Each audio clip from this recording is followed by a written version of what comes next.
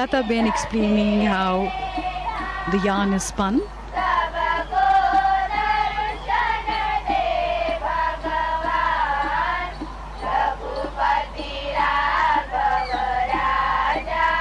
For most people, trying the charkha for the first time can be a little unnerving, but once you get used to it, you understand what Gandhiji meant when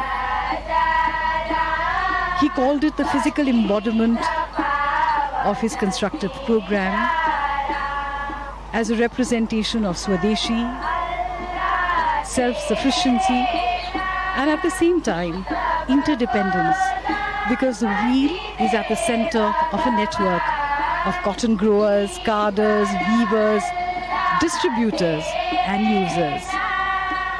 It also embodied the dignity of labor, equality, unity, as all volunteers were to spin each day, and finally independence was achieved.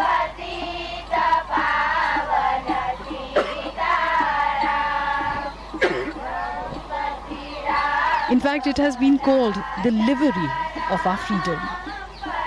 That is what Khadi signifies for us. A few moments of introspection, trying to absorb the essence of Mahatma Gandhi, his teachings, and his philosophy. It's hard to imagine, but this is exactly how the Mahatma would have sat here with his international visitors. He too had a great sense of humor.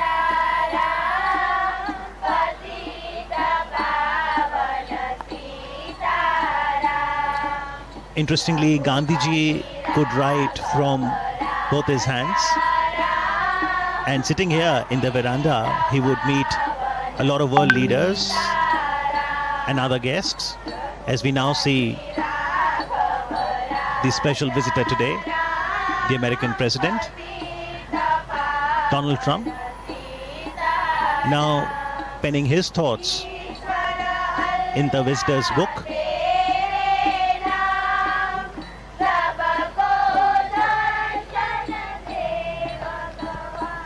Foremost in the movements launched by Gandhiji from this very place, the Sabarmati Ashram, was the 385-kilometer Salt March from Sabarmati Ashram to Dandi on the south Gujarat coast.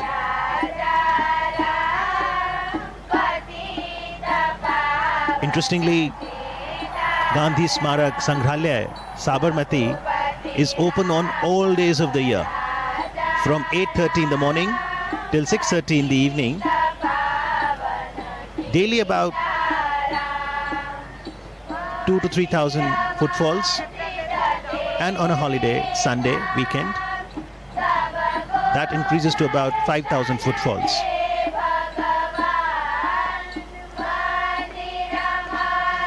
Mahatma Gandhi believed in an openness. He used to say, I do not want my house to be walled on all sides and my windows to be stuffed. I want the cultures of all lands to be blown about my house as freely as possible. But I refuse to be blown off my feet by any. This perhaps is the openness that he talked about. The people of all cultures, all traditions came here. The three monkeys of Mahatma Gandhi: speak no evil, see no evil, hear no evil. These were originally given to Mahatma Gandhi by a Japanese monk, and they became an essential part of his philosophy. And those philosophies, Jasleen, are still very relevant and encourage each one of us to ensure that we imbibe the core values of humanity, truth, non-violence, love, compassion, service, sacrifice, forbearance, and equality. The Sangrahalaya The museum consists of a gallery that is titled "My Life is My Message." And it consists of paintings, photo enlargements of some of the vivid events of Gandhiji's life. His quotations, letters, other relics. There's a library too. And Prime Minister Narendra Modi encourages one and all, especially the youth, to understand Gandhiji, his philosophy, connect with history.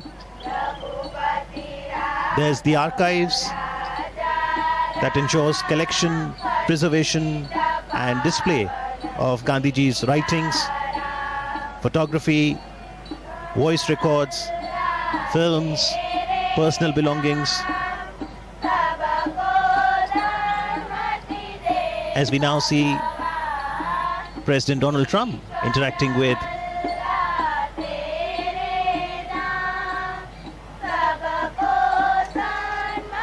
the members of the Gandhi Smarak Sangrahalaya, Sabarmati.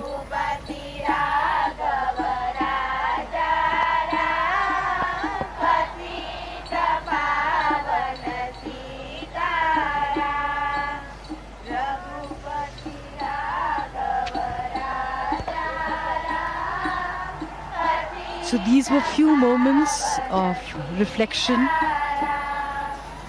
of going inwards.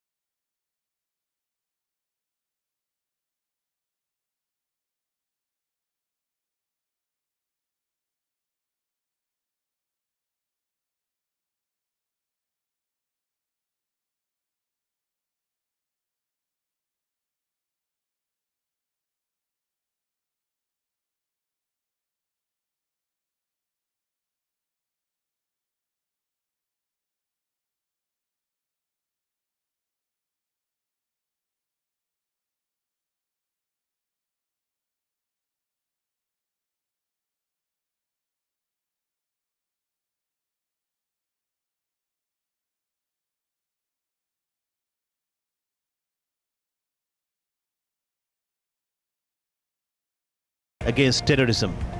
So security, trade is also another important issue. America has emerged as India's largest trading partner. Healthcare, wellness, be it yoga, and for a healthy future, this time the idea is also to focus on promoting generic medicines. Other issues of mutual interest could be 5G. Prime Minister Modi talks about Digital India, how we can bridge the digital divide, strengthen communications. Ivanka Trump, when she had met the Prime Minister in 2017 November in Hyderabad, she came to attend the Global Entrepreneurship Summit. So entrepreneurship, education could well be another area. That's the US ambassador to India.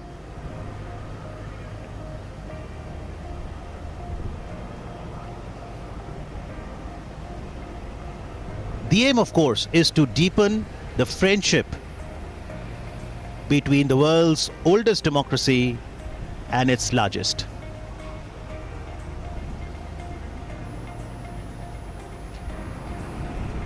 Welcome to India. Welcome, Mr. and Mrs. Trump. The moment that we've all been waiting for, with a lot of excitement and anticipation, the arrival of President Trump and the First Lady Melania Trump to India, and the warm welcome, the handshake, the hearty hug, which has now become a symbol of their friendship. Greetings all around. Prime Minister Narendra Modi introducing the American President Donald Trump to the Chief Minister of Gujarat and other dignitaries present.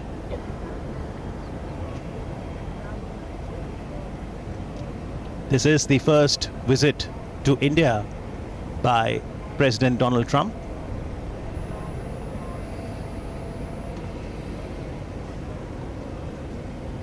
That was a quick greeting with Ivanka Trump and Jared Trump, the daughter and son-in-law of President Trump.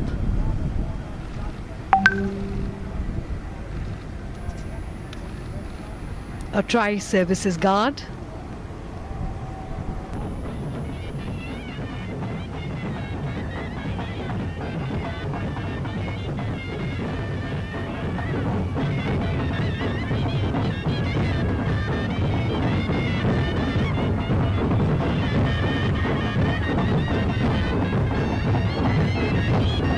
The blowing of the conch shells is considered auspicious, pious, and the sound there positively energizes the environment through the vibrations.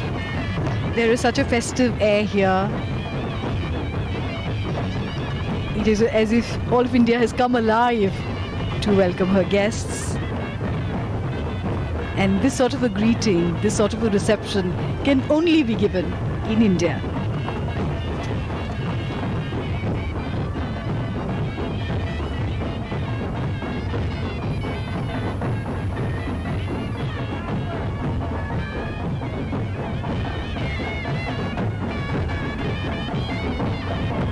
And after being greeted here at the Sardar Vallabhbhai Patel International Airport,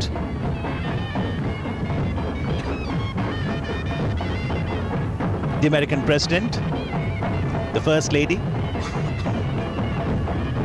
will now proceed towards Sabarmati Ashram. But what will await them on the route, Jasleen, is also going to be fantastic. The cultural extravaganza, music, dance, arts, crafts await the arrival of the dignitaries on the route as the culture of 28 states of the country will be showcased. So on this short route, President Trump and the First Lady will experience the sights, the sounds, the colors, the culture of all of India on this short journey.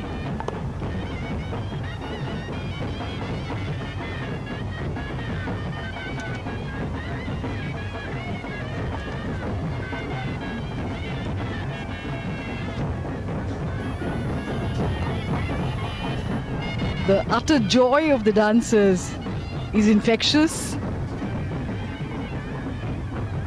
as they perform the umbrella dance. And the presidential beast, the armored vehicle, will move away from the airport in just a few moments from now. The tribal dance of Gujarat is a special attraction.